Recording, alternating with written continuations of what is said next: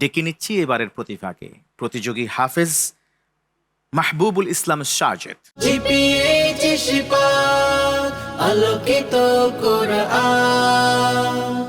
আসসালামু আলাইকুম ওয়া রাহমাতুল্লাহি ওয়া বারাকাতুহু। وعليكم السلام ورحمة الله وبركاته. القارئ محبوب الإسلام، اقرأ من قوله تعالى بعد أعوذ بالله من الشيطان الرجيم. الله الذي جعل لكم الأنعام لتركبوا منها ومنها تأكلون.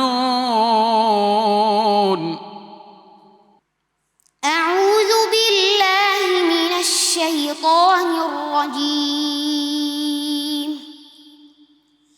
بسم الله الرحمن الرحيم. الله الذي جعل لكم الأنعام لتركبوا منها ومنها تأكلون ولكم فيها منافع ولتبلغوا عليها حاجة في صدوركم وعليها وعلى الفلك تحملون ويريكم آياته فأي آيات الله تنكرون أفلم يسيروا في الأرض فينظروا كيف كان عاقبة الذين من قبلهم كانوا أكثر منهم وأشد قوة وآثارا في الأرض فما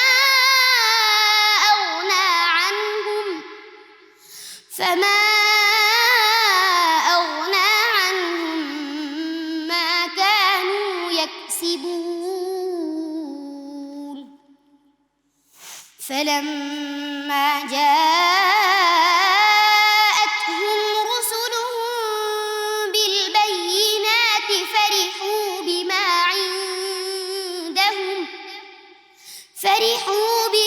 عندهم من العلم وحاق بهم ما كانوا به يستهزئون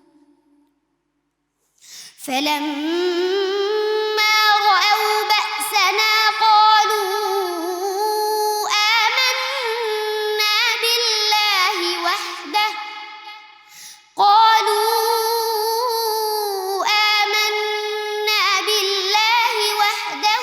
وكفرنا بما كنا به مشركين فلم يك ينفعهم إيمانهم لما رأوا بأسنا سنة الله التي قد خلت في عباده وخسر هنالك الكافرون. أحسن الله إليك، حسبك. মাহবুবুল ইসলাম, তোমার দিকে তাকিয়ে তাকিয়ে মুসহাফ না দেখিয়ে ওপেন করছি, দেখে আল্লাহ পাক তোমার জন্য কোন জায়গা নির্ধারণ করেছে। বিসমিল্লাহ। 10 নম্বর পারার 19 নম্বর পৃষ্ঠার শেষের আয়াত কি? وما كان الله ليعذبهم وأنت فيهم. হয়নি। 10 নম্বর পারার 19 নম্বর পৃষ্ঠার শেষের আয়াত। وإذا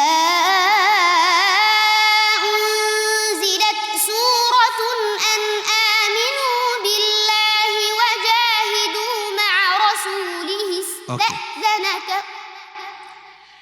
এরপরে তুমি পড়ো হচ্ছে 13 নম্বর পারার 15 নম্বর পৃষ্ঠার শুরু থেকে।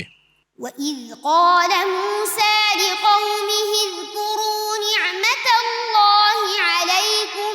এই পৃষ্ঠার আগের পৃষ্ঠাতে একটি সূরা আছে, সেই সূরার নাম কি? سورة إبراهيم. সূরাতু ইব্রাহিমের শুরু কি? ألف لام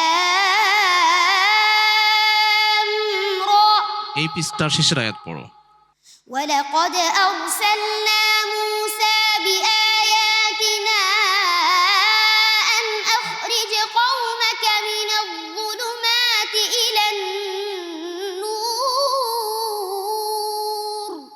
23 নম্বর পারার 5 নম্বর পৃষ্ঠার মাঝখান থেকে পড়ো। بل هم اليوم مستسلمون মাশাআল্লাহ মাশাআল্লাহ, বারাকাল্লাহু ফিক। صدق الله العظيم মাশাআল্লাহ, মাহবুবুল ইসলাম প্রাণবন্ত লেগেছে আমার কাছে, কিন্তু বিজ্ঞ বিচারকের কাছে কেমন লেগেছে জানবো। ফদিলাতুশ শেখ। القارئ محبوب الإسلام ساجد ما شاء الله تلاوة طيبة نغمات متفردة বিজ্ঞ বিচারক যেটা বলেছে তার হিফজ ভালো ছিল, তার তাজভিদ এবং আহকাম, তার সুর সবকিছু মাশাআল্লাহ অনেক চমৎকার ছিল। আমি তাকে যে প্রশ্নগুলি করেছিলাম সে একটু কনফিউশন হয়েছিল, কিন্তু পরবর্তীতে সে সঠিকভাবেই পড়েছে। অনেক ধন্যবাদ আপনাকে বিজ্ঞ বিচারক। এবার যাব সম্মানিত অতিথির কাছে। আমার কাছে অনেক চমৎকার তার তিলাওয়াত মনে হয়েছে। আল্লাহ তাআলা তাদেরকে দ্বীনের জন্য কবুল করুক। আমিন। ধন্যবাদ সম্মানিত অতিথি মাহবুবুল ইসলাম সাজেদ। والسلام عليكم ورحمة الله وبركاته ওয়ালাইকুম আসসালাম ওয়া রাহমাতুল্লাহি ওয়া বারাকাতুহু।